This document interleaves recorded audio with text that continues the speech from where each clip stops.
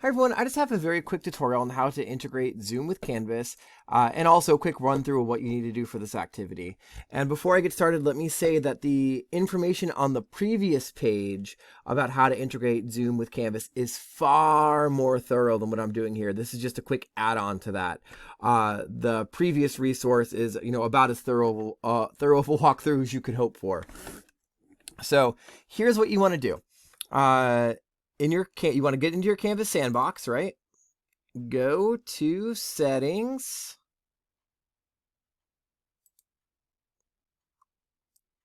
And then once you're in settings, scroll down, grab Zoom. And the great thing is that Zoom is already prepackaged here. It's not like an outside tool you got to search for. Move it up. Let's put it up there. And if you're going to use Zoom as a regular resource, I'd put it up pretty high so it's noticeable to students. And then you hit save. And then the great thing is that when your students log in, they have a Zoom button on the left that they can go to that will show you all the meetings. And this is cool also if you're using Zoom to schedule your office hours. And you can schedule a meeting directly in here, really easy. You can also, if you've already set up meetings before you got into this point, like if you're teaching in the fall and you're just really a go-getter and you've already set up everything, you can also have the import meetings with the meeting ID.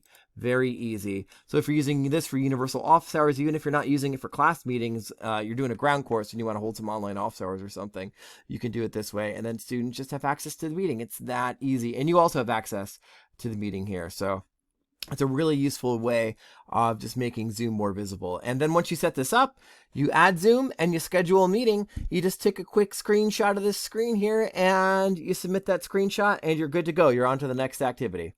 And again, if you can't remember how to take a screenshot, there is a resource for that just above this video. Thank you.